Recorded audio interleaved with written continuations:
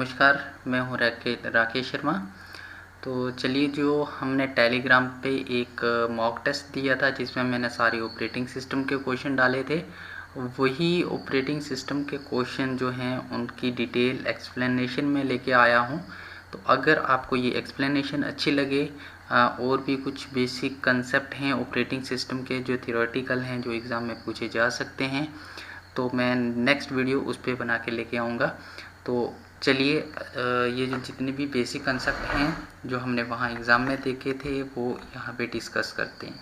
चलिए, तो सबसे पहले हमारे पास यहाँ पे है प्रोसेसर। तो प्रोसेसर क्या काम करता है वो देख लेते हैं। प्रोसेसर नाम सुना होगा सबने, ठीक है। तो प्रोसेसर क्या करता है? Controls the information of the computer and perform it's data processing functions. ठीक है, याद रखना, जो प्रोसेसर है वो क्या करता है?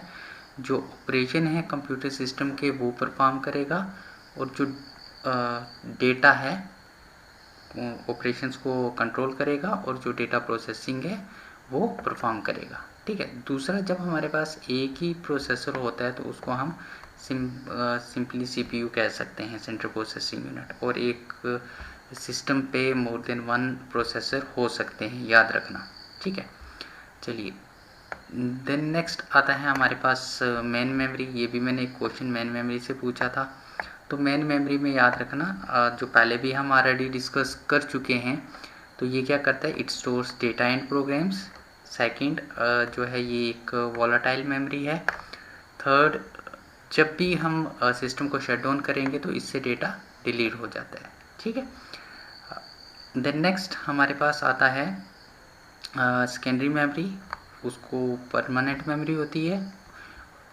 और जो दूसरा हमारा ये मेन मेमोरी है, इसको हम रियल मेमोरी भी कहते हैं और प्राइमरी मेमोरी भी कहते हैं, मेन मेमोरी भी कहते हैं, याद रखना। चलिए, नेक्स्ट हमारे पास एक टर्म्स है इसमें, इनपुट आउटपुट मॉड्यूल्स। ठीक है। तो इनपुट आउटपुट मॉड्यूल क्या करता है? It moves data between the computer and it's external environment. ये जो डेटा को मूव करता है, कहाँ करता है? जो हमारा एक्सटर्नल इन्वायरमेंट है, एक्सटर्नल इन्वायरमेंट में हमारे पास वैरायटी ऑफ डिवाइसेस आती हैं, जिसमें हमारे पास एक्सटर्नल हार्ड डिस्क आ सकती है, देन सीडी आ सकती है, डीवीडी आ सकती है, पेन ड्राइव आ सकता है, मेमोरी कार्ड आ सकता है। तो वो जो हैं, इन डिवाइसेस से डेटा लेना, इन डिवाइसेस में वापस डेटा सेंड करना, वो किसका काम है? इनपुट आउटपुट मॉड्यूल्स का। ठीक है। देन एक टर्म है हमारे पास सिस्टम बस। तो ये जो सिस्टम बस है ये क्या करती है? It is used for communication among processor, main memory and input output modules. अब प्रोसेसर के बीच हमें पता है जो हमारा सिस्टम है वो प्रोसेसर से बनता है, मेन मेमोरी से बनता है, और इनपुट आउटपुट डिवाइसेस, ये सारी चीज़ें इसमें होती हैं क्योंकि ये इंटीग्रेटेड सेट होता है। ठीक है। तो अब उसके बीच कम्युनिकेशन कैसे करेंगे? वो करेंगे हम with the help of system बस। तो अब बस के रिलेटेड अगर क्वेश्चन आए तो आप कैसे याद रख सकते हो? जैसे एक बस जो है पैसेंजर्स को एक स्टेशन से दूसरे स्टेशन तक लेके जाती है, इसी तरीके से अगर विद इन द सिस्टम जो डेटा ट्रांसफ़र होता है प्रोसेसर में या मेन मेमोरी में, तो with the help of system बस होता है, याद रखना। देन मैंने एक क्वेश्चन पूछा था आपसे, प्रोग्राम काउंटर। तो ये जो प्रोग्राम काउंटर है ये पीसीबी का पार्ट है। पीसीबी होता है प्रोसेस कंट्रोल ब्लॉक, आगे डिस्कस करूँगा। इस पीसीबी में ये जो पीसी है प्रोग्राम काउंटर, ये क्या करता है? It contains the address of the next instruction to be fetched. Next instruction जो कौन सी मेमोरी में आने वाली है, उस इंस्ट्रक्शन का एड्रेस ये कंटेन करता है। ठीक है। अब मल्टीपल इंस्ट्रक्शंस होती हैं एक प्रोग्राम जब हम एग्जीक्यूट करते हैं, तो नेक्स्ट कौन सी इंस्ट्रक्शन एग्जीक्यूट होगी वो ये प्रोग्राम काउंटर जो है वो इंफॉर्मेशन कंटेन करता है। नेक्स्ट एक और इसमें इम्पॉर्टेंट टर्म है इंस्ट्रक्शन रजिस्टर। ये इंस्ट्रक्शन रजिस्टर क्या करता है? मोस्ट रिसेंटली फेच्ड इंस्ट्रक्शन जो है वो कंटेन करेगा, जो अभी अभी फॉर एग्जांपल स्टोर की है आपने सिस्टम में, मेमोरी में, वो कंटेन करेगा इंस्ट्रक्शन रजिस्टर। ठीक है। अब इसमें एक और इम्पॉर्टेंट है वेरी बेसिक्स में जो हमारे पास आती हैं प्रोसेस स्टेट्स। तो पहली चीज़ है, मैं बता दूं प्रोसेस क्या होता है। जब एक प्रोग्राम, एक फाइल आपके सिस्टम में एक स्टोर है तो वो उसे हम प्रोग्राम बोल सकते हैं, बट जब उसको हम एग्जीक्यूट करते हैं तो वो रन होती है। तो जब एक प्रोग्राम एग्जीक्यूट होता है तो वो अकेला नहीं होता, उसके रिलेटेड काफ़ी सारी इन्फॉर्मेशन होती हैं, ठीक है। वो कहाँ पे स्टोर है, उसको कितनी मेमोरी चाहिए, कितनी देर के लिए सिस्टम चाहिए, प्रोसेसर चाहिए, तो वो सारी चीज़ें और कुछ ऐसी भी हैं, वो नेक्स्ट में डिटेल में डिस्कस करूँगा। तो हम जब इन शॉर्ट ये बोलते हैं, जब एक प्रोग्राम एग्जीक्यूट हो रहा है तो उसको हम प्रोसेस बोलेंगे, ठीक है। तो जब एक प्रोसेस है तो उसमें मल्टीपल स्टेट हो सकती हैं। तो उन मल्टीपल स्टेट में हमारे पास एक सबसे पहले आती है न्यू। तो न्यू स्टेट कौन सी होती है, जब एक नई प्रोसेस हम क्रिएट करते हैं, जैसे एक फॉर एग्जांपल नया सॉन्ग प्ले करना चाहते हैं, ठीक है। देन आता है हमारे पास रनिंग। रनिंग में क्या होता है, इंस्ट्रक्शंस आर बीइंग एग्जीक्यूटेड, ठीक है। देन आता है हमारे पास वेटिंग। वेटिंग में क्या होता है, the process is waiting for some event to occur. Process जो है वो वेट कर रही है, जैसे जितनी भी प्रोसेसेस हैं उनको इनपुट आउटपुट डिवाइसेस भी चाहिए होती हैं, फिर प्रोसेसर भी चाहिए होता है। तो जब अगर एक प्रोसेस को इनपुट प्रोसेसर मिल गया है, अब वो वेट कर रही है इनपुट से, कुछ उसे वो रिसीव करेगा, फिर उस पर एक्शन परफॉर्म करेगा। फॉर एग्जांपल हम 2+2 करना चाहते हैं, तो जब हम 2+2 एंटर करेंगे तभी तो वो उसे प्रोसेस करेगा, ठीक है। देन आता है हमारे पास रेडी स्टेट। तो रेडी स्टेट में क्या है, the process is waiting to be assign to a processor. याद रखना, जब ये क्वेश्चन आ भी सकता है कि किस टाइम पे एक प्रोसेस जो है वो न्यू में होती है, किस टाइम पे एक प्रोसेस जो है रेडी में हो सकती है। तो रेडी में कब होगी, जब वो वेट कर रही है कि मुझे प्रोसेसर मिले एग्जीक्यूशन के लिए, ठीक है। देन आता है हमारे पास टर्मिनेटेड। टर्मिनेटेड क्या होता है, जब एक प्रोसेस अपनी एग्जीक्यूशन कंप्लीट कर लेती है, the process has finished execution. तो ये इसकी 5 स्टेट हैं प्रोसेस की। जब एक प्रोसेस है तो वो 5 स्टेट में एक टाइम पे एक ही स्टेट में होगी, या तो वो न्यू पे होगी, या रनिंग पे होगी, या वेटिंग पे होगी, या रेडी पे होगी, या फिर टर्मिनेशन पे होगी, ठीक है। 5 स्टेट में से एक टाइम पे एक स्टेट पे होगी, ठीक है। चलिए अब आगे मैं आपको बता देता हूँ इसकी एक ब्लॉक डायग्राम में तो कहाँ से कहाँ जाती है। यहाँ पे हमारे पास सबसे पहले है न्यू, ठीक है। न्यू से क्या करेगा, वो रेडी में जा सकता है। तो देखिए एक क्वेश्चन ऐसा भी आ सकता है कि न्यू से कहाँ जा सकता है, तो न्यू से वो रेडी में जा सकता है, ठीक है। देन रेडी से कहाँ जा सकता है, तो रेडी से भी सीधा रनिंग में जा सकता है, एक ही, याद रखना। न्यू से रेडी में जा सकता है, रेडी से रनिंग में जा सकता है। अब रनिंग से कहाँ कहाँ जा सकता है, तो रनिंग से वो कहाँ जा सकता है, रनिंग से वेटिंग में जा सकता है, रनिंग से रेडी में जा सकता है, और रनिंग से टर्मिनेशन पे जा सकता है। बात समझ आई। जब एक प्रोसेस जो है वो रन हो रही है, उसमें कुछ भी होता है, इंटरप्ट होता है, कोई एक्शन नेक्स्ट परफॉर्म होता है, तो वो किस स्टेज पे जा सकती है, तो वो डिपेंड करता है कि अगर तो रन जो प्रोसेस है वो कंप्लीट होगी तो वो टर्मिनेट पे चली जाएगी, टर्मिनेट हो जाएगी। अगर इंटरप्ट हो गया कि कोई और हायर प्रायोरिटी की प्रोसेस आ गई और वो वापस क्या करेगा, उसे इंटरप्ट करेगा। जब वो इंटरप्ट करता है तो वो रेडी में चला जाता है। और रनिंग में कब, वेटिंग में कब जाएगा, रनिंग से वेटिंग में तब जाएगा अगर एक प्रोसेस को वो वेट कर रही है इनपुट आउटपुट डिवाइस का, ठीक है। चाहे अगर उसे कुछ रीड करना होगा या फिर कहीं पे कुछ राइट करना होगा, तो अभी जो इनपुट आउटपुट डिवाइस है वो अवेलेबल नहीं है, वो वेट कर रहा है उस इनपुट आउटपुट डिवाइस का। इन दैट केस वो कहाँ जाएगा, वेटिंग स्टेज में। फिर वेटिंग स्टेज से कहाँ कहाँ जा सकते हैं, सिर्फ रेडी में जा सकते हैं, याद रखना। नेक्स्ट हमारे पास है यहाँ पे एक प्रोसेस कंट्रोल ब्लॉक, जो मैंने पूछा था आपको। तो ये प्रोसेस कंट्रोल ब्लॉक क्या है, ये ऑपरेटिंग सिस्टम के जितने भी टास्क, इसको हम प्रोसेस कंट्रोल ब्लॉक भी कहते हैं, फिर टास्क कंट्रोल ब्लॉक भी कहते हैं, ठीक है। ऑपरेटिंग सिस्टम जितने भी काम करेगा वो सारे इसमें स्टोर होते हैं। तो उसमें जैसे हम प्रोसेस स्टेट, अभी हमने देखा, तो प्रोसेस स्टेट कहाँ कंटेन करेगी, एक प्रोसेस जो है वो एक किस स्टेट पे है, तो वो प्रोसेस स्टेट होल्ड करता है। ठीक है, तो मैंने क्या बोला कि जो प्रोसेस स्टेट है वो एक टाइम पे एक स्टेट पे हो सकती है, या तो न्यू पे होगी, ठीक है, या रेडी पे होगी, या रनिंग पे होगी, या वेटिंग पे होगी, या हॉल्टेड पे होगी, टर्मिनेशन पे होगी, किसी पे भी होगी। देन हमने पढ़ा था अभी प्रोग्राम काउंटर। प्रोग्राम काउंटर क्या करेगा, जो नेक्स्ट इंस्ट्रक्शन है जो एग्जीक्यूट होने वाली है वो कंटेन करता है। ठीक है, देन आता है हमारे पास सीपीयू रजिस्टर। तो ये क्या करता है, ये जो रजिस्टर्स हैं ये डिफरेंट टाइप के रजिस्टर्स हैं, ये डिपेंड करता है आर्किटेक्चर पे कि कौन सा रजिस्टर है। जैसे हमारे पास इंडेक्स रजिस्टर है, स्टैक पॉइंटर है, तो ये काफ़ी सारे होते हैं। ठीक है, सिर्फ आपको ये याद रखने हैं। देन इसमें एक और इम्पॉर्टेंट है सीपीयू शेड्यूलिंग इंफॉर्मेशन। अभी नेक्स्ट हम डिटेल में भी पढ़ेंगे सीपीयू शेड्यूलिंग इंफॉर्मेशन।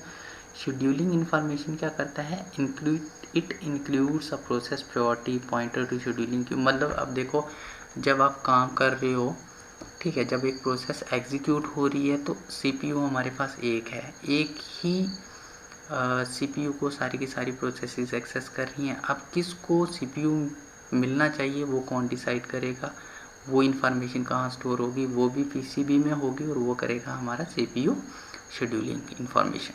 ठीक है, चलिए नेक्स्ट इसी में आता है हमारे पास मेमोरी मैनेजमेंट इंफॉर्मेशन। किस प्रोसेस को कितनी देर के लिए मेमोरी चाहिए, कहाँ चाहिए, साइज़ क्या है, कहाँ पे स्टोर है, वो सारा डेटा वो कहाँ पे स्टोर होता है, मेमोरी मैनेजमेंट इंफॉर्मेशन में। ठीक है, नेक्स्ट हमारे पास आता है वेरी वेरी इंपॉर्टेंट, जो मैंने आपसे क्वेश्चन भी पूछे थे, इसमें एक आता है शेड्यूलर्स। ठीक है, शेड्यूलर ये डिसाइड करता है हमारे पास दो टाइम पे ना शेड्यूलर की ज़रूरत पड़ती है। एक, जब हमारा जो प्रोसेस है वो सेकेंडरी मेमोरी से मेन मेमोरी में आती है। दूसरा, जब मेन मेमोरी से उसे सीपीयू चाहिए होता है।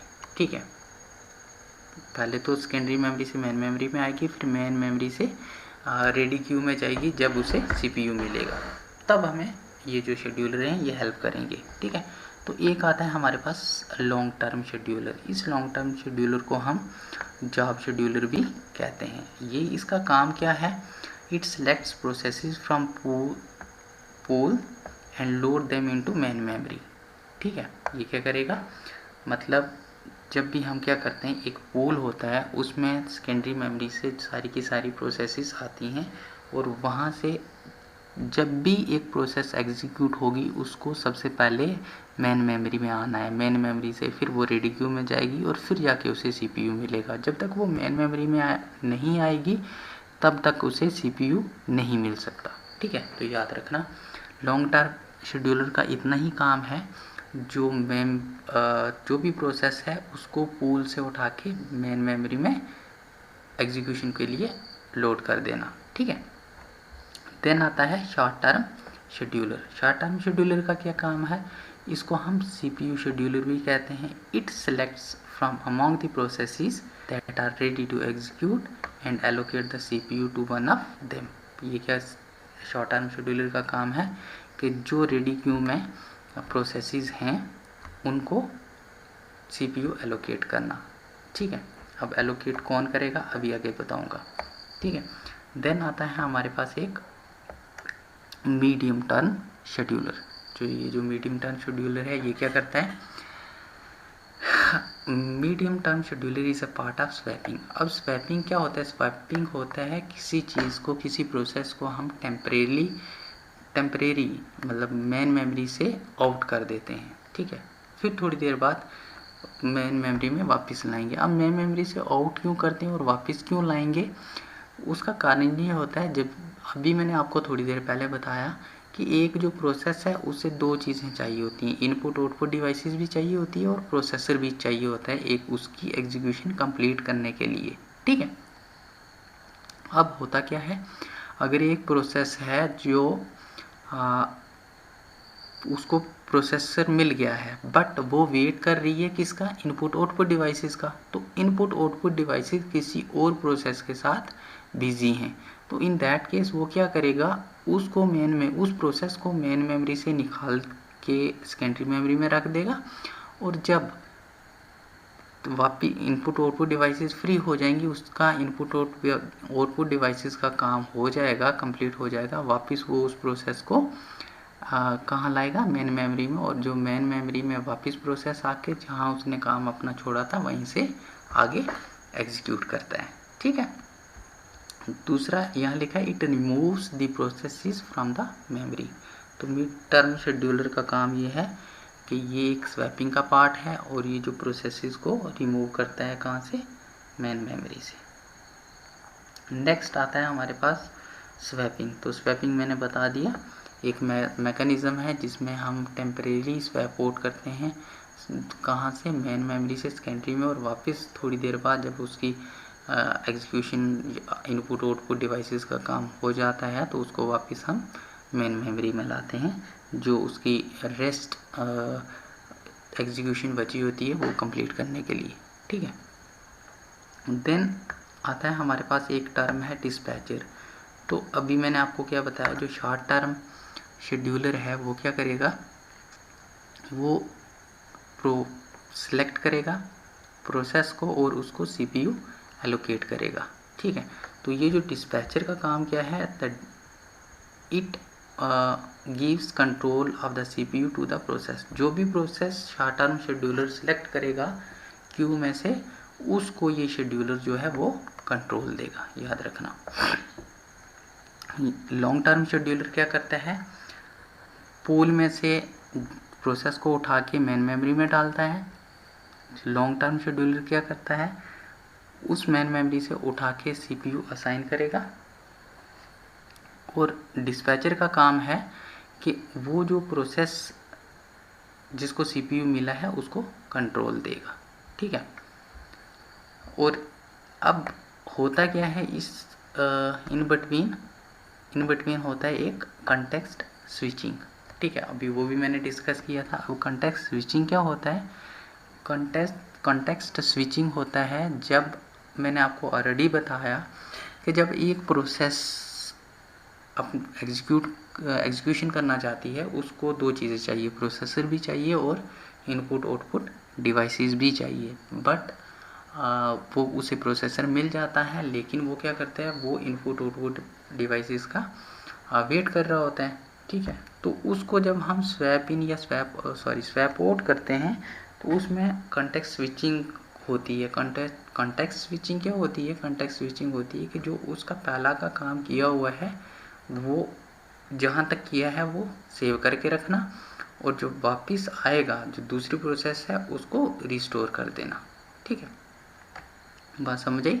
जब एक प्रोसेस है P1, उसने जितना काम किया है वो उसको उसी स्टेट तक सेव करेगा और उसको नेक्स्ट जो प्रोसेस आएगी उसको उसका जो प्रोसेस हो जहाँ उसने छोड़ा होगा उसको रिस्टोर करेगा। सिंपल।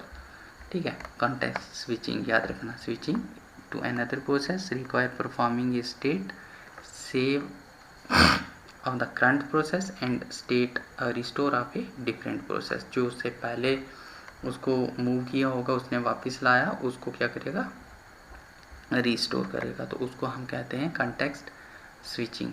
ठीक है। नेक्स्ट आता है हमारे पास एक arrival time.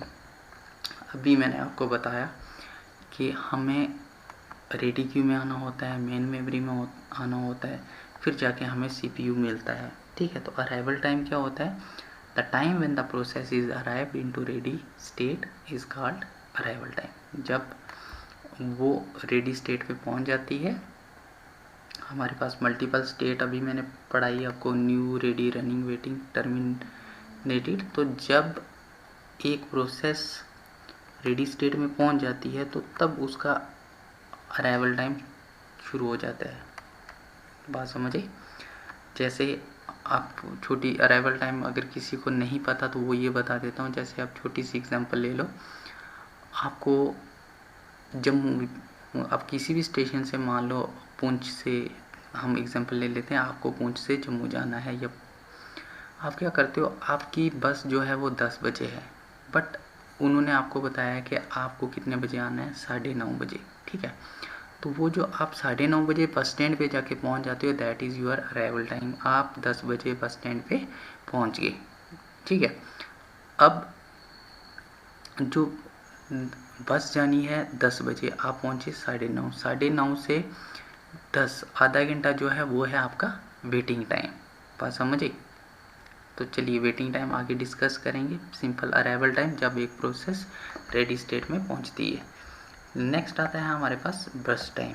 The time required by process for its execution is called as burst time of a process. Burst time simple हम ये मान सकते हैं कि जितना टाइम एक बस पुंछ से जम्मू मान लो 5 घंटे लगाती है, दैट इज़ बर्स्ट टाइम। तो इसी तरीके से एक प्रोसेस को कितना टाइम चाहिए कंप्लीट होने में, अपनी एग्जीक्यूशन कंप्लीट करने में, दैट इज़ बर्स्ट टाइम। ठीक है। देन आता है कंप्लीशन टाइम। ठीक है, दो अलग अलग, एक तो बर्स्ट टाइम है, एक कंप्लीशन टाइम है। बर्स्ट टाइम होता है कि उसे कितना टाइम चाहिए, ठीक है, और कंप्लीशन टाइम है कि उसने कब काम कंप्लीट किया। ठीक है, याद रखना। Next turn around time. Turn around time क्या होता है? Difference between completion time and arrival time. ठीक है, कितने बजे पहुंचे बस स्टैंड पे, कितने बजे फॉर एग्जांपल पहुंचे, और जो स्टेशन है कंप्लीट कब पहुंच, स्टेशन पे कब पहुंचे, दैट इज़ जो उसका डिफरेंस होगा वो हो गया हमारा टर्न अराउंड टाइम। तो याद रखना, difference between completion time and arrival time. Then आता है waiting time. The time difference between turn around time and burst time. जो हमारा ये टर्न अराउंड टाइम निकलेगा उसको हम माइनस करेंगे बर्स्ट टाइम से, तो फिर हम क्या निकाल पाएंगे? Waiting time. Sorry. Then next आता है हमारे पास रिस्पॉन्स टाइम। ठीक है, रिस्पॉन्स टाइम क्या होता है? Difference between first response and arrival time. ठीक है, first response and arrival time. देखो, जब हम ऑपरेटिंग सिस्टम की बात करते हैं तो एक प्रोसेस मल्टीपल टाइम जो है उसे सीपीयू मिल सकता है और फिर उससे एलोकेट होगा, डी एलोकेट होगा, एलोकेट होगा, डी एलोकेट होगा। तो उसमें हमारे पास टाइम शेयरिंग होती है। ठीक है, जैसे मैंने आपको एग्जांपल दी पहले कि एक प्रोसेस जो है उसे सीपीयू मिल जाता है, फिर वो वेट करती है, फिर तो उसको वहाँ से रिमूव कर दिया जाता है मेन मेमोरी से। फिर थोड़ी देर बाद फिर वापस मेन मेमोरी में आती है, एग्जीक्यूशन परफॉर्म करती है और फिर वापस उसे रिमूव कर दिया जाता है अगर वो किसी और इनपुट आउटपुट डिवाइसेस का वेट कर रही होती है। ठीक है, तो जो रिस्पांस टाइम क्या होता है, जब एक बार वो आ गया तो उसका टाइम स्टार्ट हो गया, तो फर्स्ट टाइम जब उसे सीपीयू मिल गया वो हो गया रिस्पांस टाइम। ठीक है, थ्रूपुट हो गया कि per unit completion of processes. एक यूनिट में, एक पर्टिकुलर यूनिट 1 सेकंड ले सकते हैं, 1 मिनट ले सकते हैं कि उस पर्टिकुलर में कितनी प्रोसेसेस कंप्लीट करता है। ठीक है, देन एक और इम्पॉर्टेंट है जो मैंने ऑलरेडी पूछा था, मल्टी प्रोग्रामिंग। ठीक है, और मल्टी टास्किंग। मुझे एक मैसेज भी आया था तो मैं उनको भी समझा दूँ यहाँ पे। मल्टी प्रोग्रामिंग क्या होता है? मल्टी प्रोग्रामिंग वापस मैं वही एग्जांपल लूँगा, एक ही एग्जांपल पे सारी चीज़ें डिपेंडेंट हैं। देखिए, मैंने बोला कि एक प्रोसेस को, अगर एक प्रोसेस जो है उसको अपनी एग्जीक्यूशन कंप्लीट करने के लिए दो चीज़ें चाहिए, इनपुट आउटपुट डिवाइसेस और साथ में चाहिए प्रोसेसर। ठीक है, अगर वो एक प्रोसेस जो है प्रोसेसर लेके बैठ जाती है और उसका इनपुट आउटपुट इनपुट का काम नहीं हो रहा है, उसे इनपुट मिल नहीं रही है, वो डिपेंडेंट है इनपुट पे। इनपुट मिलेगी तभी जाके वो डेटा को प्रोसेस करेगा। ठीक है, तो अगर एक ही जॉब जो है, एक ही प्रोसेस बैठी रहेगी तो जो हमारा सीपीयू है वो कॉस्टली है। हम चाहते हैं कि जो हम सीपीयू है उसकी मैक्सिमम यूटिलाइजेशन होनी चाहिए। तो वो एक तरीके से हो सकती है, वो हो सकती है मल्टी प्रोग्रामिंग से। मल्टी प्रोग्रामिंग में हम क्या कर सकते हैं? मल्टीपल यूज़र्स जो हैं वो उसको एक्सेस कर सकते हैं, मल्टीपल प्रोसेसेस हो सकती हैं। ठीक है, अगर एक प्रोसेस जो है वो इनपुट आउटपुट डिवाइस का वेट कर रही है तो उससे सीपीयू लेके दूसरी प्रोसेस को दे देगा ताकि वो अपनी एग्जीक्यूशन कंप्लीट कर ले। जब वो दूसरी एग्जीक्यूशन कंप्लीट कर लेगी प्रोसेसर की, तो इतने में जो पहले वाला है उसका इनपुट आउटपुट का काम हो जाएगा और वापस उसे प्रोसेसर मिल जाएगा और फिर वो अपनी एग्जीक्यूशन प्रोसेस करना स्टार्ट कर देगी। बात समझे? दूसरा होता है, ये जो मल्टी प्रोग्रामिंग का मतलब ये है कि मल्टी प्रोग्रामिंग जो मोर देन 1 प्रोसेसेस हैं वो मेन मेमोरी में रह सकती हैं, ठीक है। मतलब जैसे ही मैंने बार बार एक ही एग्जांपल दी कि एक प्रोसेस को मल्टीपल रिसोर्सेज चाहिए होते हैं, जैसे CPU एक रिसोर्स है, इनपुट आउटपुट डिवाइसेस एक रिसोर्स हैं। तो अगर हम 2+2 करते हैं, ठीक है, 2+2 मीन्स कि हम 2 भी इनपुट दे रहे हैं। जब तक हम उसे इनपुट नहीं देंगे वो तो प्रोसेस करेगा नहीं, ठीक है। तो इन केस अगर उसके पास और कोई प्रोसेस होगी जिसे CPU रिक्वायर्ड है, तो वो उसको प्रोसेसर जो है एलोकेट कर देगा, ठीक है। जब हम इनपुट दे देंगे तो वो क्या करेगा, वापस हमें हमारी प्रोसेस को प्रोसेसर देगा और प्रोसेसर वो एग्जीक्यूशन करके हमें वापस दे देगा, ठीक है। चलिए नेक्स्ट आता है इसमें मल्टीटास्किंग। मल्टीटास्किंग क्या है? Multi programming with time sharing, ठीक है। मतलब मल्टी प्रोग्रामिंग भी है और उसके साथ टाइम शेयरिंग यूज़ हुआ है। टाइम शेयरिंग मीन्स कि हर एक प्रोसेस को एक पर्टिकुलर टाइम स्लॉट दिया जाता है। फॉर एग्जांपल 2 सेकंड हो सकते हैं, ठीक है, 2 नैनो सेकंड हो सकते हैं, 5 नैनो सेकंड हो सकते हैं, कोई भी टाइम हो सकता है जो टाइम स्लॉट डिसाइड करेंगे, ठीक है। और इसमें क्या होता है, मल्टीटास्किंग में एक ही CPU होता है बट वो स्विच करता है बिटवीन मल्टीपल प्रोसेसेस। जैसे हम क्या करते हैं, हम अगर टाइपिंग कर रहे हैं तो बैकग्राउंड में म्यूज़िक भी सुन रहे हैं, तो हमें ये लग रहा है कि दोनों चीज़ें साथ साथ चल रही हैं, बट ऐसा नहीं होता है। वो क्या करता है, इन बिटवीन स्विचिंग करता है। पहले प्रोसेस कंट्रोल एक के पास जाता है, फिर दूसरे के पास जाता है। तो अगर आप टाइपिंग करोगे तो बीच में ना आपको फील होगा कि आपका जो कर्सर है वो हैंग हो रहा है। तो वो हैंग नहीं हो रहा होता है, एक्चुअली में वो क्या हो रहा होता है, वो कंटेक्स्ट स्विचिंग हो रही होती है, ठीक है। तो ये था बेसिक। अगर आपको ये बेसिक चीज़ें अच्छी लगी ऑपरेटिंग सिस्टम की, और भी कुछ ऐसी चीज़ें हैं जो इम्पोर्टेंट हैं, थ्योरेटिकल कंसेप्ट हैं, तो आप मुझे कमेंट बॉक्स में कमेंट करके बताएं। मैं डेफिनेटली नेक्स्ट जो वीडियो लेक्चर में कुछ और बेसिक लेके आऊँगा।